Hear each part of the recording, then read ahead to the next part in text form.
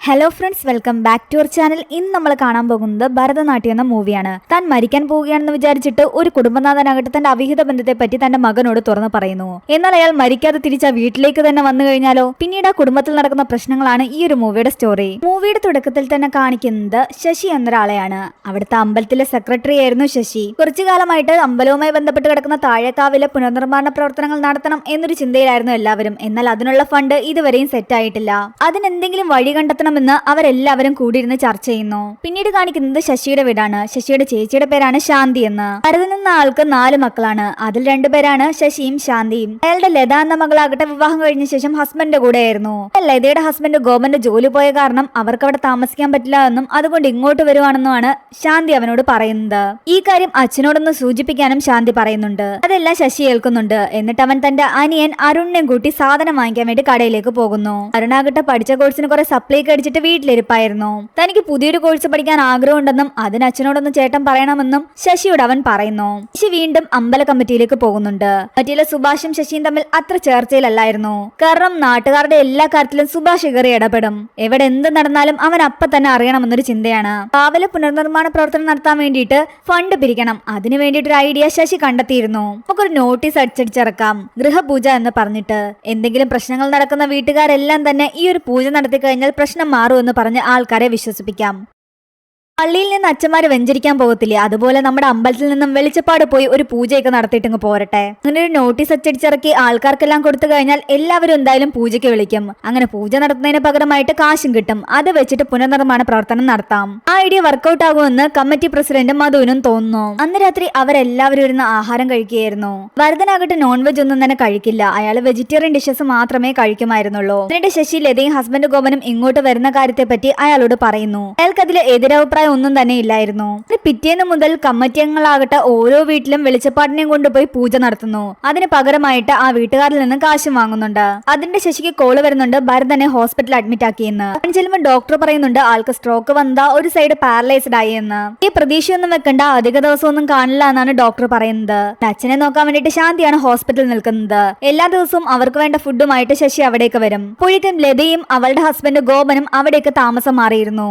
ഗോപന് ജോലിയില്ലാതെ ഇങ്ങനെ ഭാര്യ വീട്ടിൽ വന്ന് അധിക നാൾ നിൽക്കുന്നത് ശരിയാകില്ല എന്ന് സരസ്വതി ശശിയോട് പറയുന്നു. അവന് പറ്റിയൊരു ജോലി നമുക്ക് ശരിയാക്കാമെന്നും ശശി പറയുന്നുണ്ട്. ദിവസം രാത്രി ശശിയെ ഡോക്ടർ വിളിച്ചിട്ട് പറയുന്നുണ്ട് ഭരതന്റെ അവസ്ഥ വളരെ മോശമാ, നിങ്ങളൊരു കാര്യം ചെയ്യ്, കാണിക്കാനുള്ള ആൾക്കാരെ എല്ലാം തന്നെ കൊണ്ടുവന്ന് കാണിക്കാൻ. അങ്ങനെ ശശി വീട്ടിലുള്ള എല്ലാവരെയും തന്നെ ഭരതനെ കൊണ്ടുവന്ന് കാണിക്കുന്നു. ഭരതനും ഏകദേശം കാര്യം മനസ്സിലായി, താനിനി അധിക നാൾ ഉണ്ടാകില്ല എന്ന്. പിറ്റേന്ന് ശശി ഭരതനെ കാണാൻ ചെല്ലുമ്പോ അയാൾ പറയുന്നുണ്ട് നീ എല്ലാരെയും കൊണ്ടുവന്ന് കാണിക്കുന്നു, എനിക്ക് 2 പേരെയും കൂടി കാണണമെന്ന്. അത് ആരാണെന്ന് ചോദിക്കുന്നതും ഭരതൻ പറയുന്ന കാര്യങ്ങൾ കേട്ടിട്ട് ശരിക്കും ശശി ഞെട്ടിപ്പോയി. താൻ ജോലി ചെയ്തിരുന്ന ശ്രീകണ്ഠപുരം എന്ന സ്ഥലത്താകട്ടെ തനിക്കൊരു ഭാര്യയും മകനും ഉണ്ടെന്നായിരുന്നു അത്. നീ വീട്ടിൽ ചെന്ന് സരസ്വതിയോടും മക്കളോടും ഈ കാര്യം പറയണം. ആ ഒരു സ്പിരിറ്റിൽ അങ്ങ് എടുത്താൽ മതി എന്ന് വേണം പറയാൻ. എന്തായാലും ഞാൻ അധിക ദിവസമില്ല, എനിക്ക് അവരെ ഒന്ന് കണ്ടേ പറ്റൂ. ശശി ആകെ കിളി പോയ അവസ്ഥയിലായിരുന്നു. അവൻ വന്ന് വീട്ടുകാരോട് കാര്യം പറയുന്നു. അവന്റെ അമ്മ ആകെ ഷോക്കിലാണ്. എന്നാൽ എല്ലാവരും കൂടെ കൂടിയിരുന്ന് ആലോചിച്ച് കഴിയുമ്പോൾ അവർ വിചാരിക്കുന്നുണ്ട് എന്തായാലും ആള് മരിക്കാൻ പോവാ, ആളുടെ അവസാനത്തെ ആഗ്രഹമല്ലേ, അതങ്ങ് സാധിച്ചു കൊടുക്കാമെന്ന്. അങ്ങനെ ഭരതൻ കൊടുത്ത അഡ്രസ്സ് തേടി ശശി പോകുന്നു.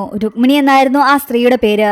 ഭരതന്റെ മൂത്ത മകനാണ് താനെന്ന് പറഞ്ഞിട്ട് ശശി പരിചയപ്പെടുത്തുന്നുണ്ട്. അവർക്കും കാര്യങ്ങൾ മനസ്സിലായി. ഭരതന് സുഖമില്ല, എത്രയും പെട്ടെന്ന് നിങ്ങൾ വരണമെന്ന് പറയുമ്പോൾ അവര് പറയുന്നുണ്ട് മകൻ ഇപ്പൊ തന്നെ വരും, ഞാൻ ഇപ്പോൾ തന്നെ പാക്ക് ചെയ്യാമെന്ന്. അങ്ങനെ അവർ പാക്ക് ചെയ്യാൻ പോയ സമയത്താകട്ടെ അവരുടെ മകൻ അജയ് അവിടേക്ക് വരുന്നു. അജയ് കണ്ടതും ശശി വീണ്ടും ഞെട്ടിത്തെറിച്ച് നിൽക്കുകയായിരുന്നു. കാരണം അജയ്ക്കും അരുണിന്റെ അതേ ഫേസ് കട്ട് തന്നെയാണ്.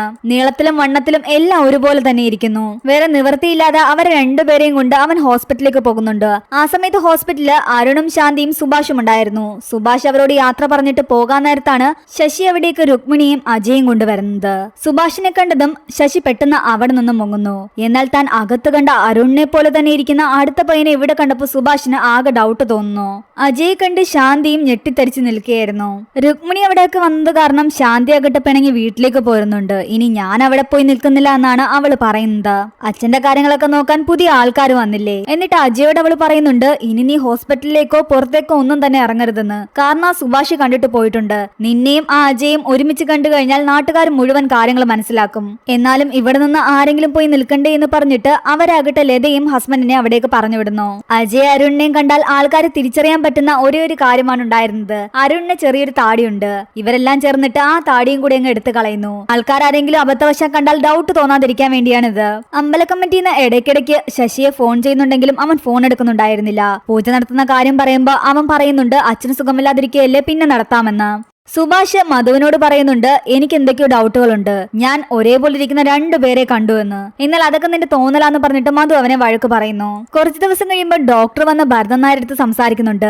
അയാളുടെ അവസ്ഥയ്ക്കൊക്കെ ഒരുപാട് മാറ്റമുണ്ട്, അതുകൊണ്ട് അയാൾക്ക് ഇനി ഡിസ്ചാർജ് ചെയ്ത് വീട്ടിലേക്ക് പോകാം. ഇത് കേട്ടതും ഭരതൻ ഞെട്ടി. താൻ മരിക്കുമെന്ന് വിചാരിച്ചിട്ടാണ് അയാൾ എല്ലാ സത്യങ്ങളും തുറന്നു പറഞ്ഞത്. ഇനിയിപ്പം വീട്ടിലേക്ക് കയറി ചിലപ്പോൾ വീട്ടിലെ അവസ്ഥ വളരെ മോശമായിരിക്കുമെന്ന് അയാൾക്ക് അറിയാമായിരുന്നു. ഭരതനെ കുറിച്ച് ഭേദമാകുന്നവരെ തങ്ങൾക്കും കൂടെ നിൽക്കണമെന്നായിരുന്നു രുക്മിണിയുടെയും അജയുടെയും ആഗ്രഹം. ഭരതനെ അവരുടെ വീട്ടിലേക്ക് കൊണ്ടുപോയിക്കോട്ടെ എന്ന് ചോദിക്കുന്നു. അതെന്തായാലും പറ്റില്ല എന്ന് ശശി പറയുന്നുണ്ട്. ഒരു കാര്യം ചെയ്യും, നിങ്ങൾ ഞങ്ങളുടെ വീട്ടിലേക്ക് വരാനാണ് ശശി പറയുന്നത്. അല്ലാതെ വേറെ വഴിയില്ലാത്ത കാരണം അവരെല്ലാവരും ചേർന്ന് ഭരതനെയും കൊണ്ട് ആംബുലൻസിൽ അയാളുടെ വീട്ടിലേക്ക് ചെല്ലുകയാണ്. പിന്നീട് അങ്ങോട്ട് അവരുടെ വീട്ടിലേക്ക് ആരും തന്നെ കയറാൻ അവർ സമ്മതിക്കുന്നില്ല. കാരണം ആരെങ്കിലും പുറത്തുനിന്ന് വന്നു കഴിഞ്ഞാൽ എല്ലാ സത്യങ്ങളും മനസ്സിലാക്കും. ബന്ധുക്കാരെ നാട്ടുകാരെ ഒന്നും തന്നെ അവർ അടുപ്പിക്കുന്നില്ല. അത് നാട്ടുകാരിലും ബന്ധുക്കാരിലും ഒക്കെ പല സംശയങ്ങളും ഉണ്ടാക്കാൻ തുടങ്ങി. കൂടുതൽ സംശയം അമ്പല കമ്മിറ്റിയിലെ ആൾക്കാർക്കായിരുന്നു. പൂജ നടത്തുന്ന കാര്യം പറയുമ്പോഴെല്ലാം തന്നെ അവൻ പറയുന്നുണ്ട് ബാക്കി വീടുകളിലെല്ലാം കഴിഞ്ഞിട്ട് ഇവിടെ നടത്താമെന്ന്. അജയ് അവിടേക്ക് താമസിക്കാൻ വന്നതിൽ ഏറ്റവും കൂടുതൽ സന്തോഷം അരുണായിരുന്നു. അവൻ അവിടെ നല്ലൊരു കമ്പനിയായി. പിന്നീട് അവരുടെ ചർച്ചാ വിഷയം ഈ സ്വത്ത് ഭാഗം വെക്കുന്ന സമയത്ത് ഇവർക്ക് ഒരു വിഹിതം കൊടുക്കേണ്ടി വരുമോ എന്നുള്ളതായിരുന്നു. എന്നാൽ ശശി പറയുന്നുണ്ട് അവിഹിത ബന്ധത്തിനൊന്നും ഒരു വിഹിതവും കൊടുക്കാൻ പറ്റില്ല എന്ന്. നാളെ അങ്ങനെ ഒരു അവകാശം വരാതിരിക്കാൻ വേണ്ടിയിട്ട് നമ്മുടെ അമ്മ തന്നെയാണ് സീനിയർ എന്നും അച്ഛന്റെ ആദ്യത്തെ വൈഫ് നമ്മുടെ അമ്മയാണെന്നും തെളിയിക്കണം. പിന്നീട് അങ്ങോട്ട് അവരാകട്ടെ അച്ഛന്റെ അമ്മയുടെ മാരേജ് സർട്ടിഫിക്കറ്റ് തപ്പിയെടുക്കാനും ഫോട്ടോ തപ്പിയെടുക്കാനുള്ള ശ്രമത്തിലായിരുന്നു. രുക്മിണിയുടെ വീട്ടിൽ ചെന്നപ്പോ അച്ഛനും രുക്മിണിയും ഒരുമിച്ചുള്ള ഫോട്ടോയൊക്കെ അവൻ കണ്ടിട്ടുണ്ടായിരുന്നു. എന്നാൽ തന്റെ അമ്മയും അച്ഛനും തമ്മിൽ ഒരുമിച്ചുള്ള ഫോട്ടോ ഒന്നും അവൻ കണ്ടിട്ടില്ല. ഭരതൻ നായരോട് ചോദിക്കുമ്പോ അന്ന് താൻ അതൊന്നും എടുത്തില്ല എന്നാണ് അയാൾ പറയുന്നത്. അതൊക്കെ വർഷങ്ങൾക്ക് മുമ്പല്ലേ, അന്ന് മാരേജ് സർട്ടിഫിക്കറ്റും എടുത്തില്ല, ഫോട്ടോയും എടുത്തില്ല. എന്നാൽ രണ്ടാമത്തെ ബന്ധത്തിൽ ഇതെല്ലാം ഉണ്ടല്ലോ എന്ന് ശശി ചോദിക്കുന്നു. ആദ്യം പറ്റിയ അബദ്ധം വരാതിരിക്കാൻ വേണ്ടിയിട്ടാണ് രണ്ടാമത്തെ ബന്ധത്തിൽ ഇതെല്ലാം എടുത്തത്. രുക്മിണിയും ഭരതൻ നായരുടെയും വിവാഹത്തിന്റെ വിവാഹ ആൽബം പോലും അവരുടെ കയ്യിലുണ്ടായിരുന്നു.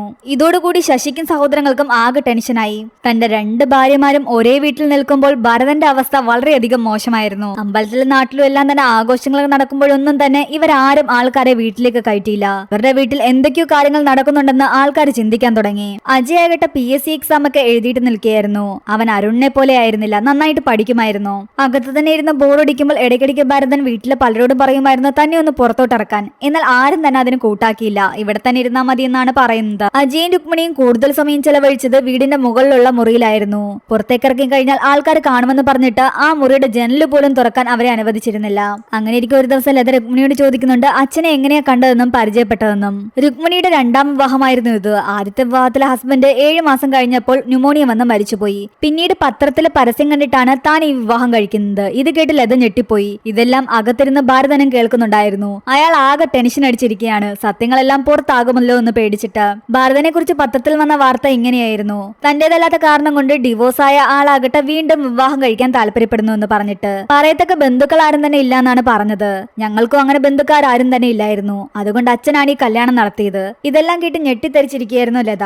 ആദ്യത്തെ ഭാര്യയ്ക്ക് എന്താ പറ്റിയ എന്ന് നിങ്ങളോട് പറഞ്ഞിട്ടില്ലേ എന്ന് ചോദിക്കുമ്പോൾ അവര് പറയുന്നുണ്ട് ആദ്യത്തെ ഭാര്യയ്ക്ക് മാനസിക നില തകരാറിലായിരുന്നു എന്നും അതുകൊണ്ടാണ് ഡിവോഴ്സ് ആയതെന്നുമാണ് ഞങ്ങളോട് പറഞ്ഞത്. ഈ കാര്യങ്ങളെല്ലാം തന്നെ വീട്ടിലെ എല്ലാവരും അറിയുന്നു. അപ്പോൾ ഇത് അച്ഛന്റെ അവിഹിത ബന്ധമല്ല, അച്ഛൻ ലീഗലായിട്ട് തന്നെ ഇവരെ വിവാഹം കഴിച്ചിരിക്കുകയാണ്. ഇപ്പൊ ശരിക്കും പറഞ്ഞ അച്ഛന്റെ യഥാർത്ഥ ഭാര്യ അമ്മയാണോ അതോ ഈ രുക്മിണിയാണോ എന്ന് അവരുടെ മക്കൾക്ക് തന്നെ ഡൗട്ട് തോന്നുന്നു. ഇതെല്ലാം കാരണം സരസ്വതിക്ക് ഭരതനോട് ദേഷ്യമായിരുന്നു. ആഹാരം കൊണ്ട് വെക്കുമ്പോഴെല്ലാം തന്നെ ഭരതന് പേടിയാണ് അതിൽ ഇവര് വല്ല വിഷവും കലർത്തിയിട്ടുണ്ടോ എന്ന്.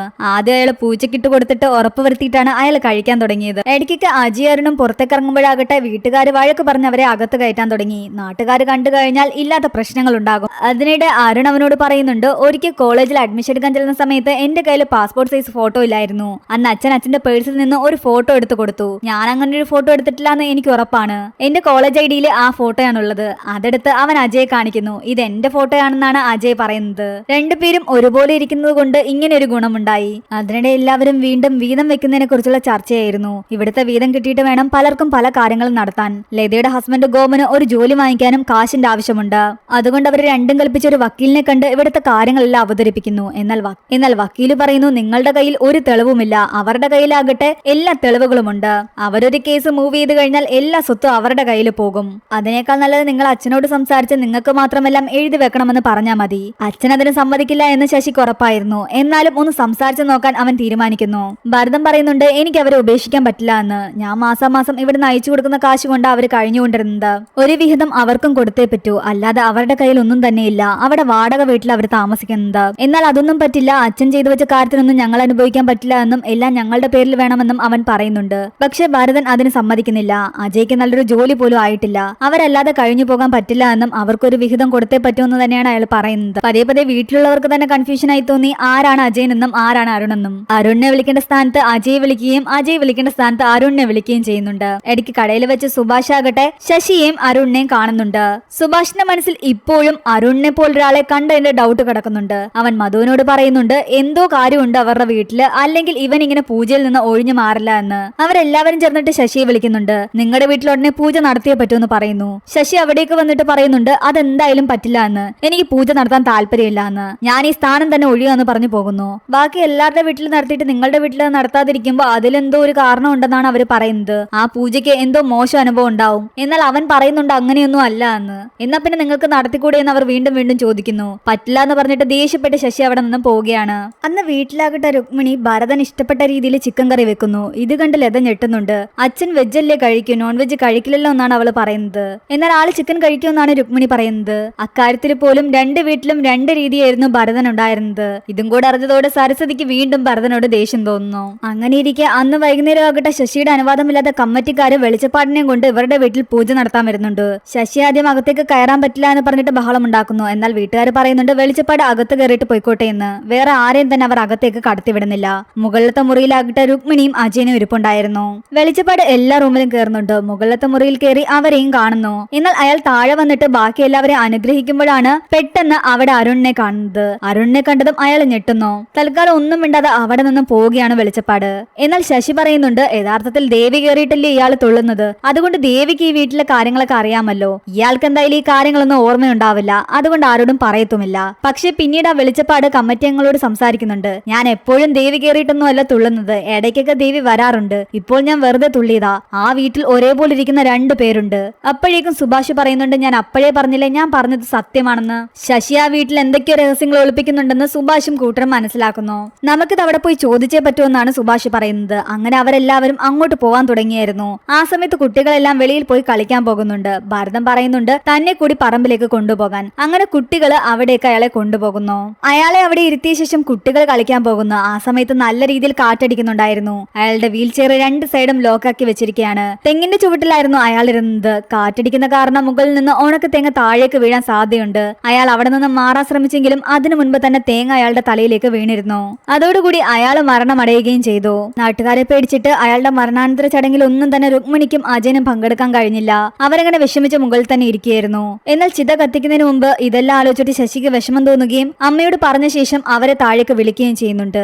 ആൾക്കാരെല്ലാവരും അജയെ കണ്ട് ഞെട്ടിത്തരിച്ചു നിൽക്കുകയാണ്. കാര്യങ്ങളെല്ലാം എല്ലാവരും മനസ്സിലാക്കിയിരിക്കുന്നു. എന്നാൽ ഇനി ആരെന്തറിഞ്ഞാലും തങ്ങൾക്ക് കുഴപ്പമില്ല എന്നുള്ള മട്ടിലായിരുന്നു ശശിയും കുടുംബവും. ചടങ്ങുകളെല്ലാം കഴിയുമ്പോൾ രുക്മിണി പറയുന്നുണ്ട്, ഇനി ഞങ്ങൾ നിൽക്കുന്നില്ല, ഞങ്ങൾ പോവുകയാണെന്ന്. എന്നാൽ 41 കഴിയാതെ എന്തിനാ പോകുന്നത്, 41 വരുമോ എന്ന് ചോദിക്കുന്നു. അപ്പൊ വന്നു കഴിഞ്ഞാൽ നിങ്ങൾക്ക് ബുദ്ധിമുട്ടാകില്ലേ എന്നാണ് അവർ ചോദിക്കുന്നത്.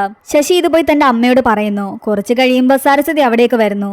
രുക്മിണിയോട് പറയുന്നുണ്ട്, പോകാൻ തീരുമാനിച്ച സ്ഥിതിക്ക് ചില കാര്യങ്ങൾ തീരുമാനിച്ചിട്ട് പോയാ പോരെയെന്ന്. ഇവിടെ എല്ലാവർക്കും വേണ്ട വീതം വെപ്പ് നടക്കുകയാണ്, നിങ്ങൾക്കുള്ളതും കിട്ടും. എന്നാൽ തങ്ങൾക്ക് അതൊന്നും തന്നെ വേണ്ട എന്നാണ് രുക്മിണി പറയുന്നത്. എന്റെ കയ്യിൽ ഈ മാരേജ് സർട്ടിഫിക്കറ്റ് ഇരിക്കുന്ന കാരണം നിങ്ങൾ പേടിക്കണ്ട എന്ന് പറഞ്ഞിട്ട് അവരത് കീറിക്കളയുന്നു. ഇത് കണ്ടപ്പോൾ സരസ്വതിക്ക് ശരിക്കും വിഷമം വന്നു. ഞങ്ങൾക്ക് സ്വത്തൊന്നും വേണ്ട എന്നും ഞങ്ങൾ എങ്ങനെയെങ്കിലും ജീവിച്ചോളാം എന്നാണ് രുക്മിണി പറയുന്നത്. എന്നാൽ നിങ്ങൾക്ക് പോകാതെ ഇരുന്നൂടെ എന്നാണ് സരസ്വതി ചോദിക്കുന്നത്. നമുക്കെല്ലാവർക്കും ഇവിടെ തന്നെ താമസിക്കാമെന്ന് പറയുന്നു. അത് കേട്ടപ്പോൾ രുക്മിണിക്കും ശശിക്കും സന്തോഷമായി. അങ്ങനെ അവരെല്ലാവരും ഒരുമിച്ച് ആ വീട്ടിൽ തന്നെ താമസിക്കാൻ തീരുമാനിക്കുകയാണ്. നാട്ടുകാർ പിന്നീട് എന്തൊക്കെ പറഞ്ഞെങ്കിലും അവർ അതിനെ ഒന്നും തന്നെ മൈൻഡ് ആക്കിയില്ല.